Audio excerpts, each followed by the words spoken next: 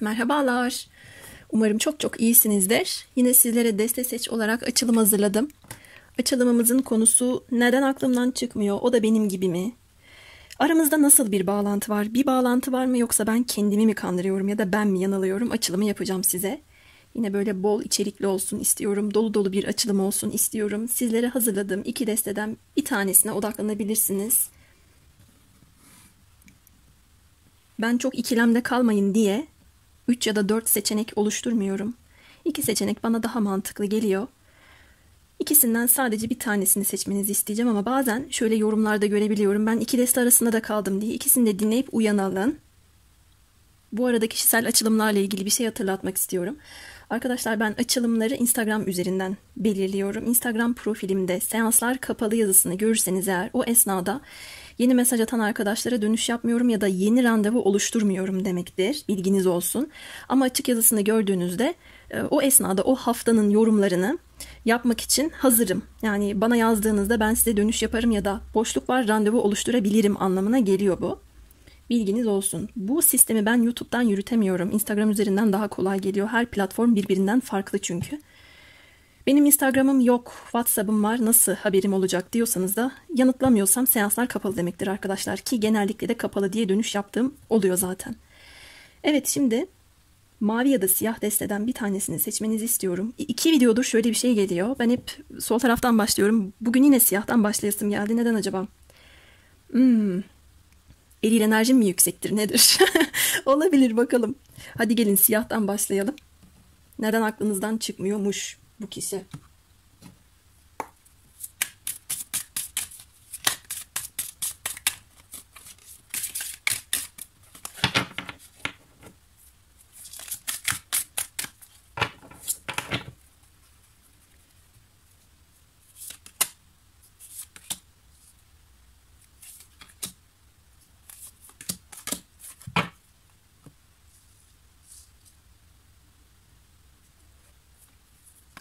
Çok çok çok uzun zamandır kullanmadığım bir desteği kullanacağım. Enokyan Tarot melek kartları.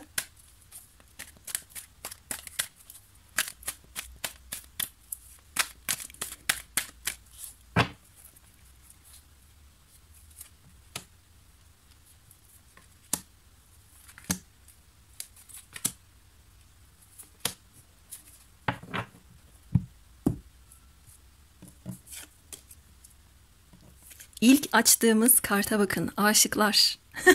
Evet, yani şimdi neden aklınızdan çıkmıyor? Çünkü arada bir aşk var. Belki siz ona, siz ona, o da size aşık. Karşılıklı bir durum olabilir ama bakacağız tabii şimdi burada.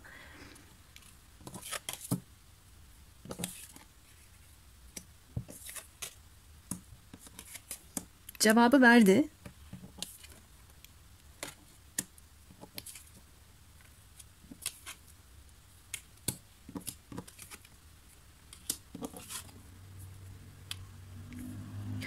Önce ben bir numaralara bakmak istiyorum.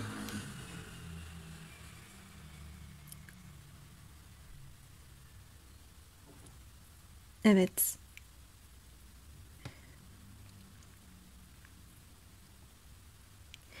Şimdi benim bu açılımda gördüğüm aranızda bir yansıtma enerjisinin çalışıyor oluşu.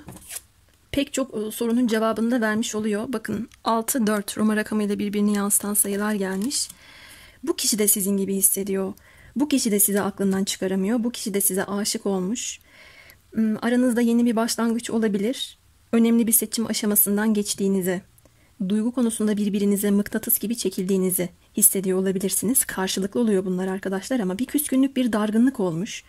Bu kişiden size bu küskünlükten önce bir ışık akmış ve bu kişinin sizden büyülendiğini görüyorum ben. Onun yüreğine öyle bir ışık serpmişsiniz, onun yüreğine öyle bir büyülü bir dokunuşta bulunmuşsunuz ki sizi kalbinde taçlandırmaya hazır hale geldiğini görüyorum. Belki onun iradesi dışında oldu bu. Bir müddet ego yapmış olabilir. Ya da kendi hayatındaki durumlarla, pürüzlerle ilgileniyorken aşkınız ona bir anlamda yük gibi gelmiş olabilir. Ama çok derinlerden, bir yerlerden ona faydanızın dokunduğunda bu kişi hissediyor. Bakın 49 topladığımda 13 yapıyor tarottaki ölüm kartı. Burada da dönüştürme kelimesi dikkatimi çekti. Bu kişiyle siz birbirinizi dönüştürdüğünüz için birbirinize ruhsal anlamda faydanız çok fazla dokunduğu için ikiniz de birbirinizi aklınızdan çıkaramıyorsunuz. Kemikleşmiş bir yapı, daha derine inip köklenebileceğiniz bir yapı oluşturmak için ruhunuz bunun özlemini çekiyor olarak görüyorum. Aşmanız gereken bir konu da gelmiş. Bu kişi de sizin gibi ama geçmişteki sıkıntı ve durumlarınız nedeniyle hayatınızı yeniden yapılandırmaktan korktuğunuz çıkmış. Çünkü her ikiniz de benim kırmızı çizgilerim var diyorsunuz ve bu kırmızı çizgilerden vazgeçmiyorsunuz. Orta yolu bulmak ya da birazcık da olsa esnemek yerine hayır benim doğrum budur ya da benim kural kriterlerim budur, bundan şaşmayacağım, vazgeçmeyeceğim dediğinizi görüyorum. Bu aşk, bu çekim karşılıklı olsa bile her ikinizin de kuyruğu çok dik olarak gördüm ben. Ego problemleri olabilir. Ya da o size ondan kaynaklı bir problem var, o bana adım atsın ya da o çözsün sıkıntıları, sorunları şeklinde düşünüyor. Siz de aynı şeyi onun için düşünüyorsunuz ve burada karşılıklı beklentiler çıkmış. Bu karşılıklı beklentiler var. İletişim yok, adım yok, arada uzaklık ya da küskünlük var. Her ikiniz de birbirinizi seviyorsunuz. Yenilenme zamanının geldiğini görüyorum ama bu inatçılıklar yüzünden ve değişim korkusu yüzünden hayatınıza yeni bir sayfa açamadığınızı da görüyorum. Birbirinize bir anahtar verecek gibisiniz ama bu anahtarı ilahi plan sistem sanki ikinizin de mevcut durumunu bildiği için anahtarı size sistem uzatıyor gibi. Bakın, bir ilahi kuvvetin elinde yükseliyor diyor. Bu anahtar ilahi kuvvet tarafından size sunulacak bir anahtar. Aranızda iletişim problemleri varsa bunu çözeceğinizi de düşünüyorum. Bu kişiyle aranızda iletişim sıkıntıları, sevgi alma verme konusunda ya da esneme, orta yolu bulma. Tamam, biraz da senin istediğin gibi olsun. Ya da tamam hadi gel senin istediğin tarzda yapalım şu işi deme konusunda bir pürüz olduğunu görüyorum. Bunu yapmak çünkü her ikinize de çok zor geliyor. Sanki kendinizden çok ödün veriyormuşsunuz gibi geliyor. Fakat büyük bir değişim ve dönüşüm sürecindesiniz. Bunu bilin. 9'a 9 gelmiş. Bir sürecin sonundasınız ayrıca. İkinizin de ruhu tamamlanma özlemi çekiyor. Peki aslında sorunuzun cevabı geldi. O da benim gibi mi hissediyor noktasında. Ama ben yine de soracağım. Neler hissediyorsun? Biraz daha detaylandır diyeceğim.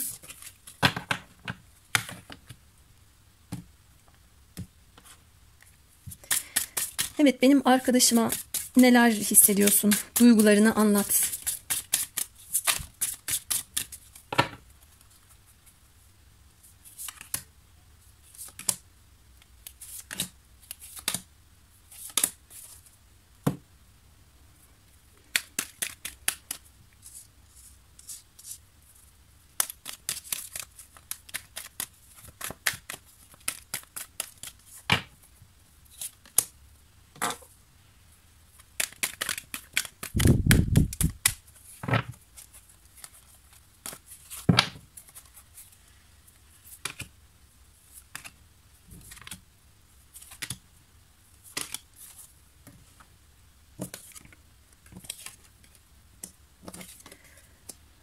Ona karşı o kadar çok tutku hissediyorum ki onun gönlünü, kalbini fethetmek istiyorum. Onu çok çekici buluyorum. Bağımsızlığı beni hem büyülüyor hem gözümü korkutuyor. Çünkü liderlik vasfı çok yüksek. Çünkü her şeye tamam demeyen, biraz dik başlı. Bağımsızlığıyla bazen de benim gözümü korkutan bir özelliğe sahip. Çünkü onu manipüle edemiyorum ya da onu kolay kolay etkileyemeyeceğimi hissediyorum diyor sizin için. Ayrıca engelleri, çelişkileri, mesafeleri kat edip güzel bir yol alıp ona doğru gitmek gibi bir niyetim de var. O kitap çoktan açıldı. Beni çok etkiliyor. Onunla iletişim kurmak istiyorum. Zaten aramızda da telepatik bir bağlantı var. Benim aklımdan o çıkmıyorsa ben de onun aklından çıkmıyorum. Bunu biliyorum. Hissediyorum bazı şeyleri diyor sizinle ilgili. Ben ona aşık oldum. O benim için yepyeni bir başlangıç ya da daha farklı bir evreye geçiş yapabilmem için bana bolluk, bereket ve şans enerjisini sunan, bana bilgelik sunan bir kişi diyor. Dikkatimi çeken şeye bakın. Baykuş, baykuş. Evet, Siz bilgeliğinizle bu kişiyi etkilemiş olabilirsiniz ama ayrıca sizi bir anlamda büyücü gibi de değerlendiriyor. Sen bana ne yaptın da beni bu kadar etkiledin? Sen benim hayatıma nasıl böyle sihirli bir dokunuşta bulunursun? Benim iradem kontrolüm olmadan tarzında da düşünüp hissediyor ayrıca. Bu kişinin içinde de bir farkındalık sebebisiniz. Bazı şeylere vesile olmuşsunuz. Üçüncü göz çakrasını aktifleştirmiş de olabilirsiniz. Arkadaşlar gözümün önünde sanki şu unicorn'un boynuzu dönüyormuş gibi canlandı, biliyor musunuz? Üçüncü göz çakrasının olduğu yer burası. Sanki bu kişinin bir farkındalığıyla oynuyor gibisiniz. Ya da yeniliklere kapalıysa, kendi gerçeğine çok fazla yapışıksa, benim doğrum, ille de benim doğrum diyorsa bu kişinin bu doğruluk ayarlarıyla oynuyor gibisiniz. Daha önceden fark etmediği şeyleri fark ediyor olabilir. Aşk konusuyla ilgili de olsa, sizinle ilgili de olsa bu şekilde. Bakın gene bilgelik gelmiş. Söylediğim şeyler geliyor. Siz kendi halinizde olabilirsiniz, sosyal olabilirsiniz, kendi çevrenizde olabilirsiniz arkadaşlar. Ama bu kişiye çok soğuk bir enerji aktarmadığınızı da görüyorum. Aynı zamanda spiritüel yetenekleriniz olabilir. Bu kişinin gözü bir anlamda da bu yüzden korkuyor. Bana iyicil bir etkisi mi var, kötücül bir etkisi mi var diyor. Dedim ya size bir anlamda büyücü gibi değerlendiriyor sizi diye. Ama çok bilgesiniz. Çevrenizdeki kişilere karşı çok cömert ve arkadaş canlısı olduğunuzu hissediyor. Derinlerde bir yerlerde sizi fethetme arzusu olsa da bu onun egosunu okşayacak da bir durum. Ayrıca sizin de bir anlamda egolu olduğunuzu düşünüyor olabilir. Bir kıskançlık duygusu da var. Gardını kolay kolay indirmiyor. Sizinle ilgili de böyle hissediyor bakın. Evet, çok bilge ama o bana adım attırmaya çalışıyor şeklinde hissediyor. Bir hatası olmuş olabilir size ya da sizin bu kişiye bir hata yaptığınızı hissediyor olabilir. Telepatik anlamda iletişim kurduğunda bir affetme, affedilme ile ilgili bir mesaj aktarıyorsunuz birbirinize. Belki siz diyorsunuz ki gel artık. Şu zihnimi, kalbimi daha huzurlu hissetmek istiyorum. Seni affettim diye mesaj iletiyorsunuz. Bu kişi bunu alıyor. Bilginiz olsun. Aynı şekilde ondan da size yansıyan bir durum var. Burada her şey karşılıklı olduğu için iki türlü yorumluyorum. Bu engelleri, çelişkileri, dramaları aşıp seçimini yapıp kararlı, iradeli bir şekilde size ilerlemek için, yükselmek için kendi içinde bir güç bulmaya çalıştığı da bir dönemde siz onun anını dolu dolu yaşayabileceği, içindeki çocuğu tekrardan harekete geçirebilecek, hevesi ve heyecanı hatırlatacak çok güzel bir aşksınız. Ve bakın sizin için ne söylüyor? O tek olabilir. Aradığın romantik partnerle zaten karşılaşmışsın. Ben bu siyah desteğe bayıldım. Bu kişi herhangi bir arayışta değil, zaten aradığı romantik partnerle karşılaştığını düşünüyor. Bu kişi de sizin gibi düşünüyor ve hissediyor. Siz yanılmıyorsunuz. Aranızda çok güzel bir aşk bağlantısı var. Ben bu bağlantılara isim takma konusunu çok doğru bulmuyorum ama bir ikiz ruh eşi bağlantısı da olabilir arkadaşlar. Çünkü buna kolektif olarak deste seç de olsa bu şekilde kesin kes bir hüküm vermek doğru değil. Aranızda kesinlikle ruh eşi bağlantısı var demeyi doğru bulmuyorum. Zaten bana da kalırsa tarot kartlarının haricinde bu bağlantılara astrolojik olarak haritalarda bakmak, değerlendirmek çok daha doğru geliyor. Tarot sadece bu anlamda bu astrolojik değerlendirmelerin yanında ek yönlendirme, ek mesaj gibi geliyor. O yüzden aranızda ruhsal bağlantı var, fiziksel çekim var. Siz birbiriniz için teksiniz. O da sizin gibi hissediyor. Bir tane de melek mesajı vereceğim. Burada soru da sorabilirsiniz. Çok burçlara da baktım bu arada da çok fazla burç geldiği için de sınırlandırmak istemiyorum. Her burç var hemen hemen. Duygusal hassasiyet hepimiz için bir armağan olduğundan derin hassasiyetini onurlandır ve ona saygı göster diyor. Şu sıralar kendi içinizde ya da karşınızdaki kişi için de olabilir. Çünkü aranızda yansıtma enerjisi var demiştim. Duygusal bir hassasiyet dönemi içerisindesiniz. Geçmiş yaralar yüzeye çıkmış olabilir. Onları tekrar hatırlıyor olabilirsiniz. Kendinizi duyarlı olduğundan da duyarlı hissediyor olabilirsiniz. Bunun üstünü kapatmak ya da ille de mantık demek yerine buna saygı gösterirseniz eğer ya da karşınızdaki kişiye bunu göstermeyi zayıflık olarak algılamaz, ego yapmazsanız eğer Çok güzel bir aşk kapısı size açılacak olarak söyleyebilirim. Biraz da yalnız kalmaya ihtiyaç duyuyor olabilirsiniz ama bu sürecin geçici olduğunu da bilin. Evet, benim siyah deste için söyleyeceklerim bu kadardı. Umarım her şey gönlünüzce olur. Şimdi hemen ikinci desteye geçelim. Mavi destemizdeyiz. O esnada diğer kartları ben topladım. Evet, bakalım bu kişi sizin neden aklınızdan çıkmıyor? O da sizin gibi mi hissediyor ve düşünüyor? Aranızda nasıl bir bağlantı var? Yoksa siz mi bu bağlantıyı abartıyorsunuz ya da bir bağlantı var diye kendinizi kandırıyorsunuz? Sırasıyla gideceğiz. Önce neden aklınızdan çıkmıyor bakalım.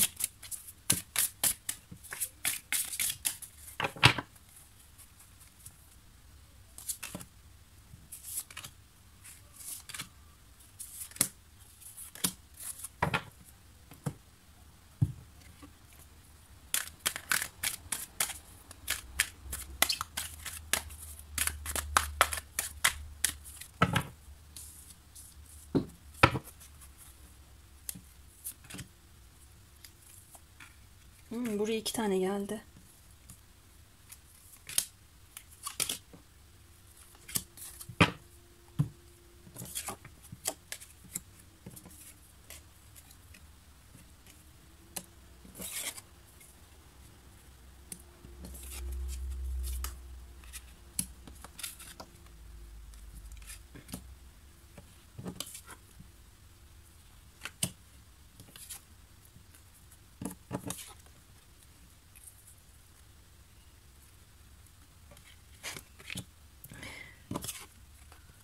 Bir taraftan sırıtmaya başladım. Çünkü fark ettiğim şeyler oldu. Bakın şurada diyor ya aşk kapıları açılmış diye. Bakın şurada bir kapı açılmış. Evet, önce biraz odaklanayım. Sayılara, numaralara ben bir bakayım.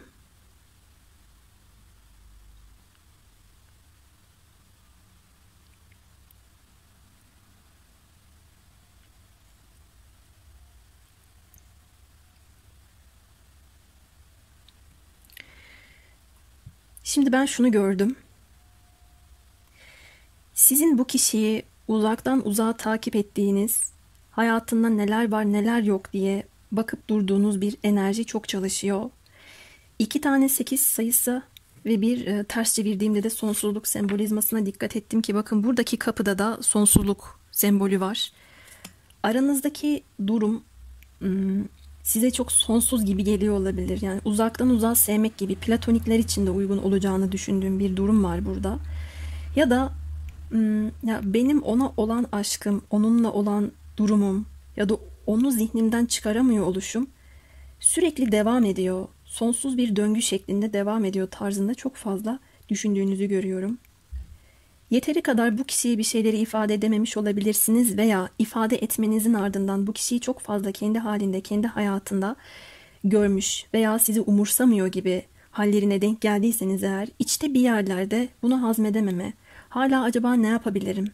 Hala acaba onu etkilemek için ya da bu konuyu konuşmak adına nasıl bir uğraş gösterebilirim diye de düşüncelerinizi görüyorum. Takıntı diyemem ama vazgeçmeme diyebilirim. Bu kişiyi etkileme diyebilirim. Kendi içinizde açılmış olan bir aşk kapısının bu kişide de açılmasını görmenizi istemek diyebilirim. Ama hayalinizdeki aşk olarak canlandırıyorsunuz. Bu kişiyi öyle idealize etmişsiniz. Bir kısmınız açısından da şöyle bir durum var. Bu kişiyi takip ediyorsunuz, zevklerine, nelerden hoşlandığına bakıyorsunuz. Aynı şeyleri yapmaya çalışıyorsunuz ya da aynı ortamlarda bulunmaya, ortak bir şeyler oluşturmaya çalıştığınızı da görüyorum. Bunu daha çok şu ihtiyaçla yaptığınızı gördüm ben. İçinizde bir cesaret var, aşkı yaşama isteğiyle ilgili olan bir durum çıkmış, sevilme isteğiniz var ama bunu çok aciz bir şekilde gerçekleştirmenizden bahsetmiyorum burada. Aynı duyguyu karşınızdaki kişide de görmek istediğiniz için kendi duygularınızı kontrol edebiliyorsunuz. Aşkı yaşama biçiminiz oldukça cesurca, özgüvene sahipsiniz. Yalnız bu kişinin kendi hayatına çok odaklandığını gördüğümden biraz tembellik, konfor alanından çıkmama, Kimse bana dokunmasın, ilişmesin. Ben böyle oturayım televizyonun karşısında, abur cuburumu yiyeyim. İçeceğimi içeyim. Aşk meşk ya da başka durumlarda neymiş tarzındaki enerjisi sizi rahatsız ediyor olabilir bilinçaltı seviyenizde. Size bir karmaşa yaratmış olabilir. Veya boş zamanlarını sizinle konuşarak değerlendirdiyse eğer, onun sizde hissettirdikleri çok yüksek ama siz de onda öyle duygular hissettirememişsiniz gibi. Burada bir eksik parça kaldığı için aklınızdan çıkmadığını görüyorum. Ama siz çok akıllısınız. Elinize değdiğiniz her şey bolluk bereket durumuna dönüşüyor. İletişimle ilgili burada bir cesarete getirmeye çalışıyorsunuz kendinizi. Burada bu kişiyle ilgili son konuşma, artık son netlik, belki bir itiraf gibi durum söz konusu. Bunu da yaptıktan sonra aranızdaki bağlantı, bu kişinin de sizin onu hissettiğiniz gibi hissedip hissetmediğine dair bir netlik elinize geçecek. Ama ben bu kişinin kendisine fazla dönük olduğunu gördüm. Siz bu kişiyi anlıyorsunuz. Kendi hislerinizde ve kararlarınızda bir aydınlanma ve bir netlik var ama bu kişide yok. Devam edeceğim. Kendi içinizde sonsuz bir gücün kapısını da aralamış olabilir bu insan. Neden aklınızdan çıkmıyor? Sizin kendi benliğinizle ilgili bir noktayı tetikliyor olabilir. Mesela kendinize güvenmeniz, özgüveniniz, aşka güvenmeniz, kendi içinizdeki gölge yanları dizginlemeniz, kendinize, duygularınıza hakim olmanız, cesaret dolu olmanız, bağışlayıcılığınız, affediciliğiniz. Bu noktalara bası yapıyor olabilir bu kişi. Bunu da nasıl yapıyor biliyor musunuz? İşte böyle bir kayıtsız duruşla. Göbeğini yaymış, surata bakın ne kadar meymenetsiz. Ne vardı der gibi. Önüne de cips kırıntılarını dökmüş. Onun bu duruşu size batıyor olabilir. Devam ettireceğim buraya. Bu kişi de sizin gibi mi bakalım? Bana değil gibi geldi ama.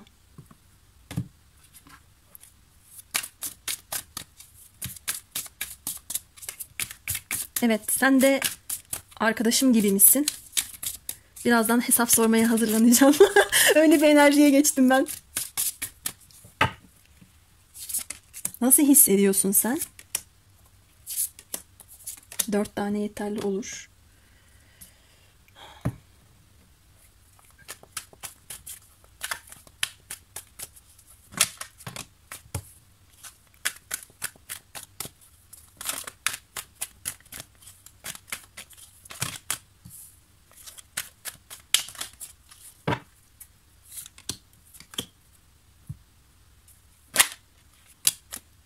Şu üçü de düştü yani.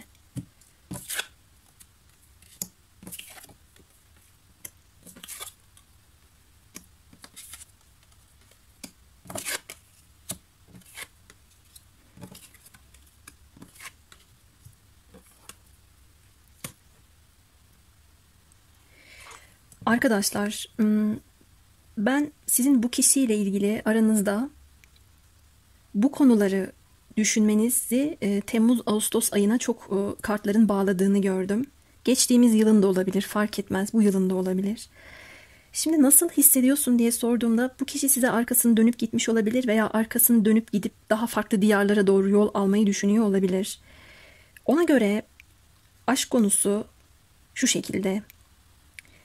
Bazen durduk yere nedensiz sıkıntılar içinde olabiliyor, kendisini yorgun hissedebiliyor. Geçmişte yaşadığı aldatma, aldatılma, güvensizlik, kalp kırıklıkları nedeniyle ilerlemeye korktuğunu görüyorum.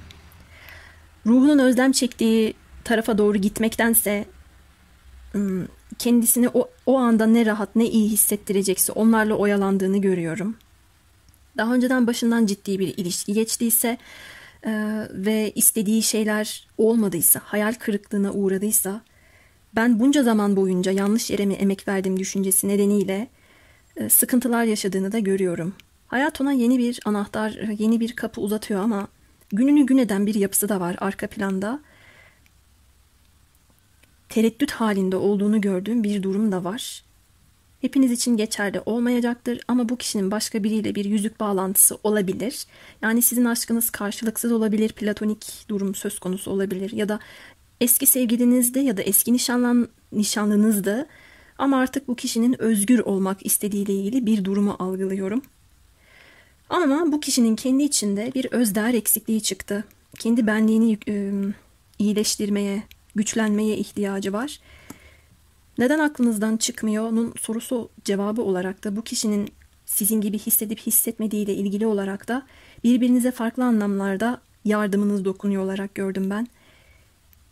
Özgüven, özdeğer, benlik, güvenebilmek, bağışlayıcı olmak gibi temalara fazlasıyla vurgu yapıyor bu açılım. O kendi tereddüdünü, değersizliğini umursamaz ve konfor alanından çıkmayan bir biçimde halledebileceğini düşünürken, eylemsiz kalırken, iletişimsiz kalırken sizde durum bambaşka oluyor.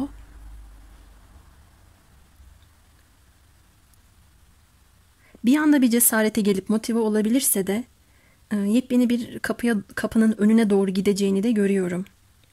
Nasıl hissediyor noktasında birilerini etkilemeye dair duyduğu bir ihtiyaç da yansımış. Etkilenmek ya da sevmek yerine birilerini etkilemek, birilerinin ondan etkilenmesi,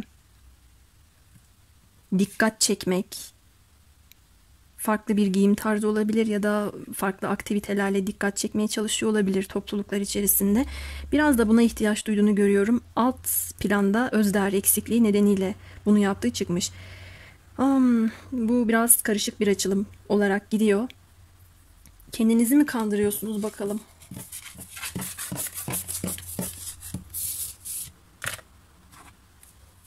Ya da neyi göremiyorsunuz? Kör noktada ne var? Siz mi yanılıyorsunuz? Azize, aslında yanılmıyorsunuz. Rüyalarınız, iç sesiniz size doğruyu gösteriyor. Şu izlediğiniz tarot videoları dahil az çok parçaları birleştirebileceğinizi düşünüyorum. Buradaki Azize ben de olabilirim. Size şu anda bu rehberliği sunan. Bakın yanında tarot kartları var. Kürem olmasa da. Bu şekilde aktarıyor olabilirim arkadaşlar ama içinizden gelen sese güvenin. Ama siz şimdi böyle dediniz de benim içimden gelen ses öyle demiyor diyorsanız da yine de bir bağlantımız olduğunu hissediyorum diyorsanız da biraz daha bir bekleyin bakalım. Bireysel açılım değil sonuçta. Nasıl bir bağlantı var peki aranızda?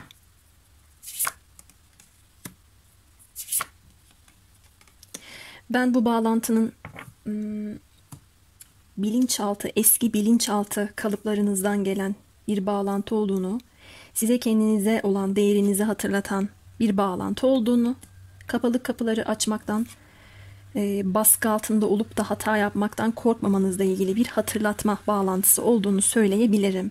Şu zihninizde size kabuslar yaratan, sizi mutsuz hissettiren durumlar, her neyse bilinçaltınızda o derinlere gömdüğünüz şeylerin yüzeylere çıktığı ve belki de korkularınızla yüzleştiğiniz, yer yer takıntı yaptığınız durumların mesajını size aktaran bir bağlantı olduğunu düşünüyorum. Kendinize odaklanın. Yanılıyorsunuz diyemiyorum ama kendinizle ilgili odaklanmanız gereken yer yerine bu kişiye odaklanıyorsunuz habire.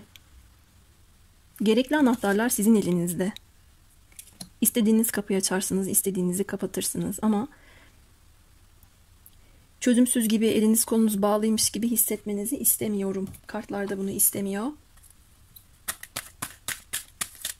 Kendinizi kandırdığınızı da görmedim.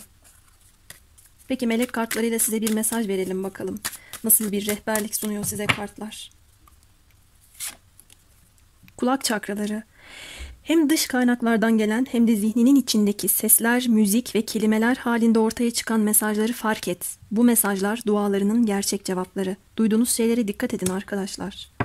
Kendi kafanızın içindeki konuşmalara da odaklanın. Rüyanızdaki seslere. Gün içinde yolda yürüyorsunuz mesela bir yerden şarkı çalıyor. Tesadüf demeyin. Burada size böyle bir mesaj var. O şarkının sözlerine bir dikkat kesin. Ne diyor bakalım size? Nasıl bir mesaj veriyor? Ayrıca şu hayaletler, hortlaklar, kafanızın içinden gelen seslerse bunlara da dikkat kesilin. Çünkü bunlar sizin derinlerinizdeki korkuları, yüzleşmeniz gereken şeyleri, o içinize bastırdığınız, size güçsüz, yorgun hissettiren durumları açığa çıkarıyor. Olayların köküne inin.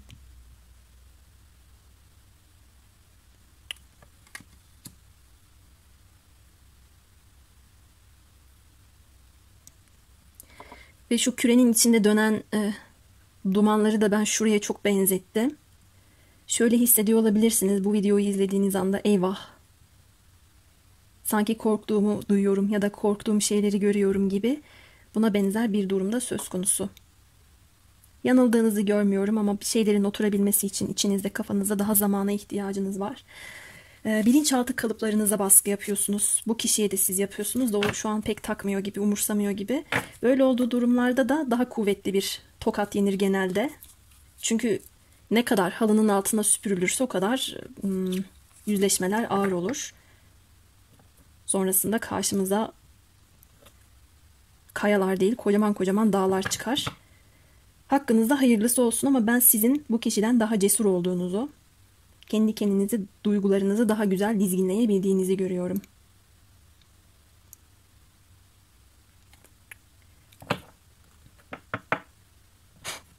Kulak ulak gibi geldi bana bir mesaj. İletişimle ilgili bir sıkıntınız da var hala. Bir iletişim, bir duyacağınız bir söz bu durumu netleştirecek gibi. Acaba kafamın içindeki konuşmalar ya da bu kişiyle olan durumları da çok değerlendiriyor olabilirsiniz de önceki konuşmalarınızı, size neler söylediğini tekrar tekrar düşünüyor olabilirsiniz. Ama odaklanmamanız gereken şeylere odaklanıyor olabilirsiniz. Mesela arkadaşlar burada bu kişiyle umarım da son kez bir iletişim fırsatı yakalarsınız. Eğer onu yakalayabilirseniz bu kafanızdaki durumlardan kurtulacak gibisiniz de. Ben yanılmıyormuşum ya da evet şu konuda tasdikledim, onayladım, tik attım diyebilirsiniz. Eksik kalmasın, ben öyle sevmiyorum. İletişim kurar mısınız bakalım?